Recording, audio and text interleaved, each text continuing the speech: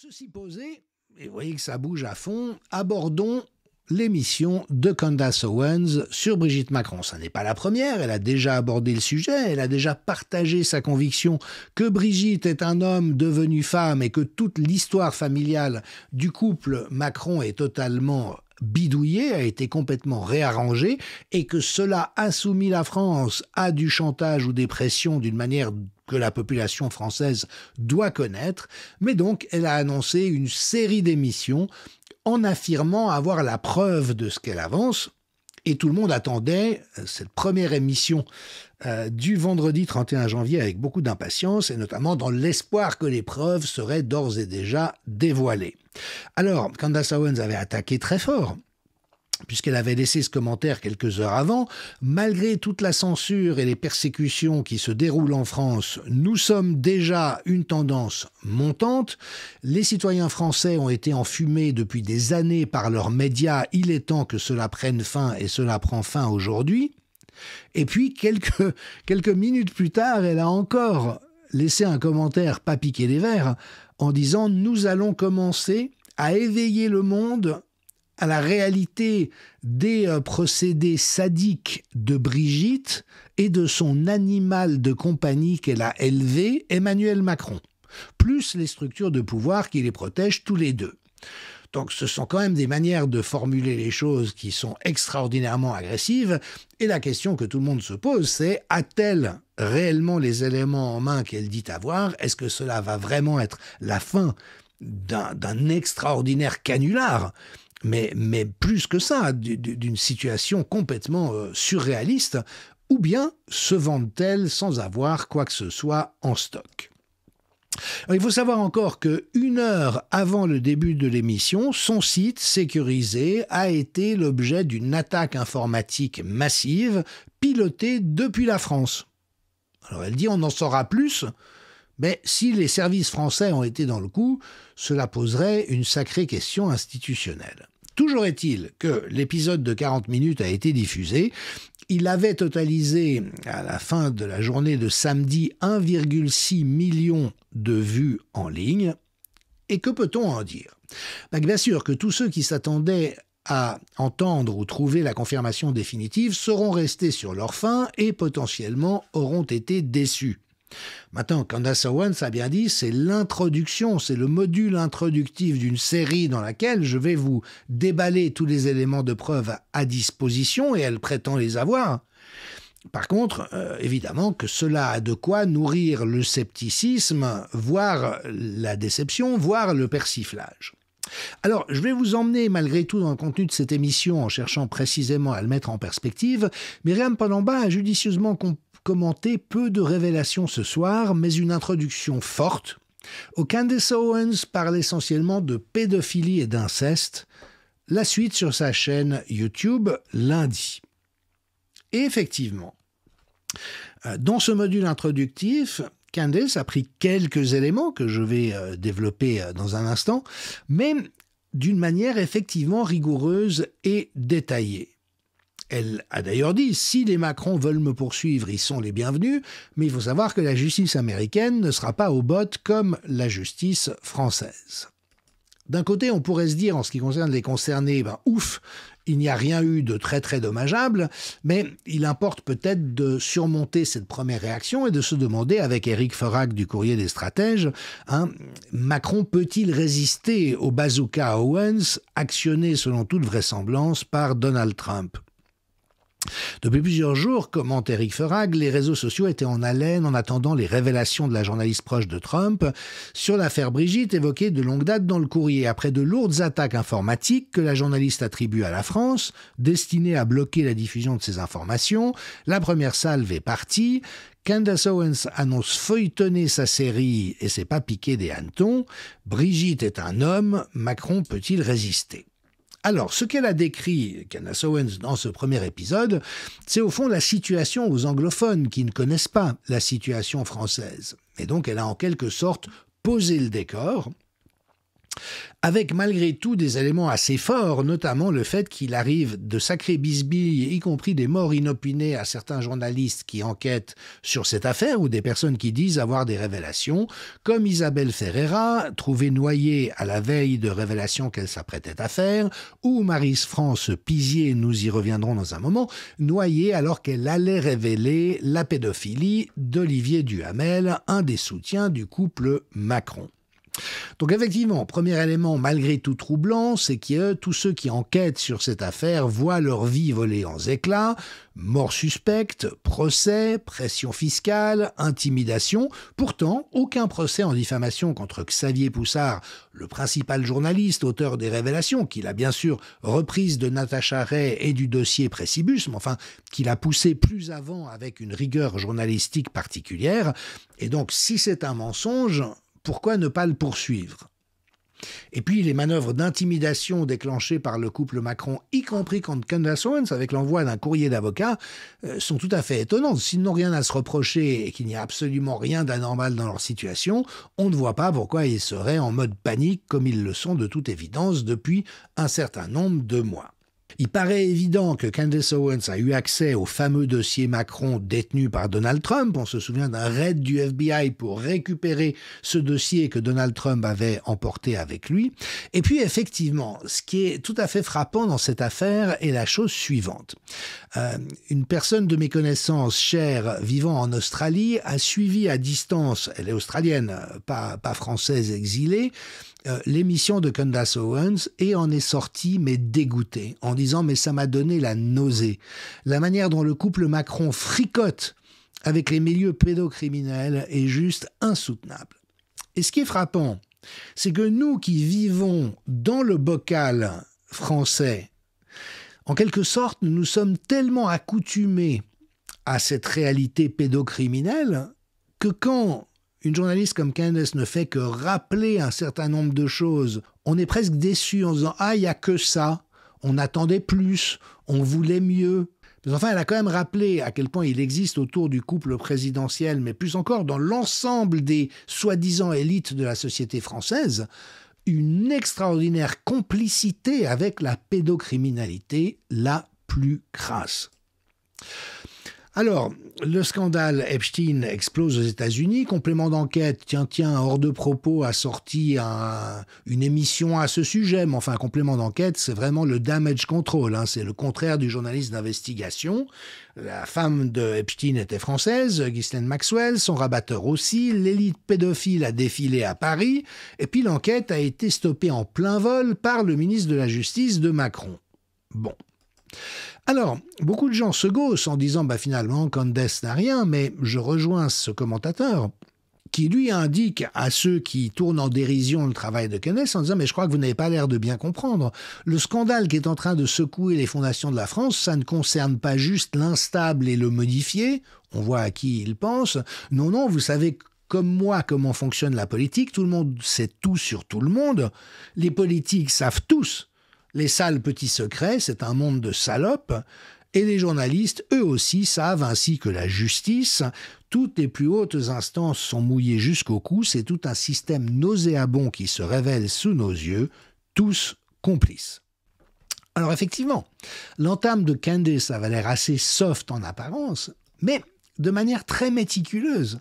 Elle a repris des éléments de signification absolument essentiels, et notamment le fait que, dans son premier portrait présidentiel, il y avait posé sur la table les nourritures terrestres d'André Gide, dont il a dit « Mes bréviaires sont les nourritures terrestres et notes à type à ça. Gide me montre le chemin qui conduit du cérébral à une sensualité débordante. » Oui, seulement, voilà, Gide était un pédéraste. C'était un adulte qui sodomisait des petits garçons. Et donc, le choix de ce livre dans lequel Gide raconte son tourisme sexuel, notamment en Tunisie, où il entretenait des relations avec des garçons âgés de 10 à 13 ans, tout en disant que pour lui, ça a été l'initiation à une sensualité débordante. Vous voyez, comme toujours, on peut faire semblant de ne pas voir, on peut faire semblant de ne pas comprendre, mais on est au cœur de ce motif caractéristique de la perversité, je le redis une fois de plus, et Candace d'ailleurs est revenu sur cette fameuse scène, dans les deux sens du terme, de la cérémonie d'inauguration des Jeux Olympiques, où il y avait eu une singerie, un pastiche moqueur de la scène avec des personnes à la sexualité débridée, grand bien leur en face. Et vous vous souvenez du processus. Dans un premier temps, les auteurs en question et les journalistes avaient célébré le pastiche de la scène. Et quand des gens s'étaient offusqués, ils avaient d'ailleurs revendiqué un droit au blasphème. Regardez, vous êtes des bigots, mais on a le droit de blasphémer. Et on le fait en conscience. Et puis droit derrière, une verbalisation était venue. Non, ça n'a rien à voir avec la scène, c'est un tableau de Dionysos. Parce qu'on avait trouvé dans un malheureux musée de Dijon un tableau de Dionysos qui lui-même était une transposition de la scène dans un monde protestant au sein duquel il était interdit de représenter Jésus et ses apôtres. Donc, voyez, là on était au cœur du motif et Candace a bien fait de revenir là-dessus, qui est cette interdiction de voir ce que vous voyez, d'entendre ce que vous entendez. Donc quand Macron dit « les nourritures terrestres », récits pédérastiques d'un écrivain pédéraste, pédocriminel, ont été mon initiation à une sensualité débordante, tout le monde est censé ne pas entendre, ne pas voir, ne pas comprendre. Ensuite, Candace a enchaîné avec ce fameux créateur qui notamment a été choisi pour produire des éléments mobiliers de l'Élysée redécorés par Brigitte Macron. Il était entouré en permanence d'une cour de jeunes adolescents qu'il présentait comme ses filleuls et ses neveux, jusqu'au moment où plainte pour viol a été déposée contre lui. Il a violé plusieurs des jeunes éphèbes qui l'entouraient, et donc le tapis en question a dû finalement être retiré de l'Élysée. Et puis Candace est bien sûr revenu sur l'histoire Olivier Duhamel, donc ce président du siècle à Paris, ce cercle prestigieux des élites, politologue, éditorialiste dans la presse, et qui a violé pendant des années son beau-fils, âgé alors de 13 ou 14 ans. La sœur jumelle de la victime en a fait le récit, bien sûr, dans un livre. Et on peut se pencher à travers la Familia Grande sur les mœurs et la dépravation de ce milieu, des familles Kouchner, Pizier et Duhamel, avec au passage la mort plus que suspecte et potentiellement l'assassinat de Marie-France Pizier. Et les commentateurs soulignent que ces viols d'Olivier Duhamel étaient parfaitement connus du milieu médiatico-politif. Donc depuis 12 ans, journaux, radio, télé, mais aussi Sciences Po et Le Siècle salariaient en toute connaissance de cause un violeur pédophile incestueux. Voilà la réalité des élites françaises aujourd'hui. La liste des proches du pédocriminel Duhamel est impressionnante. Macron, Hollande, Elisabeth Guicou, DSK, Anne Sinclair, les DG de Sciences Po, des grands patrons, des hauts fonctionnaires, tout le monde de la presse. Et puis je vous renvoie effectivement au mystère de la mort de Marie-France Pizier qui s'apprêtait à révéler cela. Et au fond, ça n'est pas que des cas particuliers, c'est ça qui est important à comprendre, et c'est pour ça que je pense que l'introduction de Candace était tout à fait justifiée. Ça existe dans à peu près tous les pays. On sait par exemple qu'un des meilleurs amis du roi Charles III d'Angleterre, à l'époque où il était le prince Charles, était Jimmy Savile, un présentateur d'émissions musicales à la BBC, espèce de star dans son pays, qui était un pédocriminel de la pire espèce. Il a violé des centaines d'enfants, certains âgés de 2 ou 3 ans. Et, comble de la monstruosité, il finançait, soi-disant par philanthropie, des hôpitaux pour enfants, et il se rendait la nuit dans ces hôpitaux pour violer les enfants grabataires au su de toutes les équipes soignantes. Et parce qu'il était ami du prince Charles, personne ne réagissait. Parce qu'il était Jimmy Savile, personne ne réagissait. Donc si on devait faire une émission sur la pédocriminalité britannique, vous voyez, il faudrait commencer par planter le décor. Et c'est exactement ce que Candace a fait ici. Et il y a tout autour du couple Macron des milieux qui sont profondément compromis avec la pédocriminalité, dont Jean-Marc Borrello, un ami de Macron, un des cofondateurs du parti politique de Macron, et qui est impliqué dans tout un ensemble de structures, notamment d'aide et d'accueil pour enfants et mineurs en difficulté, où il ne cesse d'y avoir des révélations sur des scandales pédocriminels. Tout récemment encore, révélé par Maître d'Angléan, l'avocat de Natacha Ray, près de Tours, un directeur de foyer pour enfants mis en examen pour détention d'images pédopornographiques et viol de mineurs. Un centre du groupe SOS de Jean-Marc Borrello, un ami de Macron.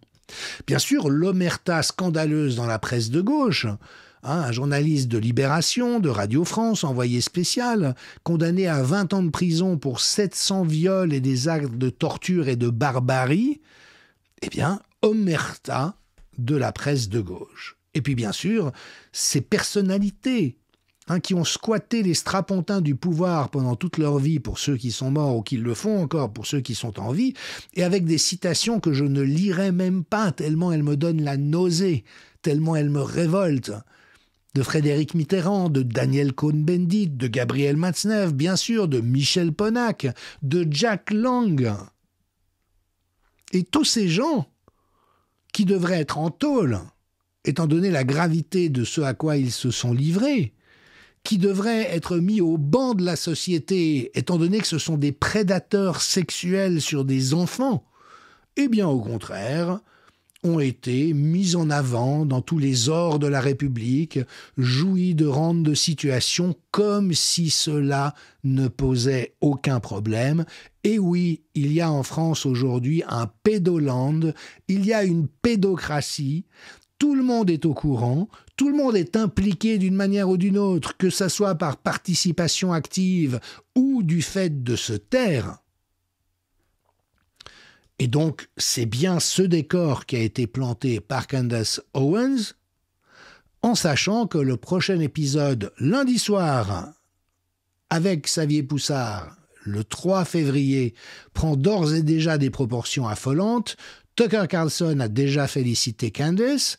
Apparemment, Elon Musk va lui aussi retweeter et faire connaître cet épisode. Ça vise les 90 millions de vues à l'heure. Ça n'est que le début. On verra ce qu'elle a en stock, mais étant donné l'assurance dont elle fait preuve, je ne donnerai pas cher de la peau d'Emmanuel et Brigitte Macron, tout en sachant que on peut se tromper, il faut rester prudent, il faut demander à voir, mais en tout cas, tous ceux qui ont été déçus par le module introductif doivent peut-être juste faire preuve d'un peu de patience. Nous verrons très rapidement ce qu'il en est. Si vous avez apprécié cette émission, je vous rappelle qu'il est possible de soutenir notre effort à travers une donation du montant de votre choix ou un abonnement à partir de 1 € par mois, et je vous donne rendez-vous très rapidement pour une nouvelle émission.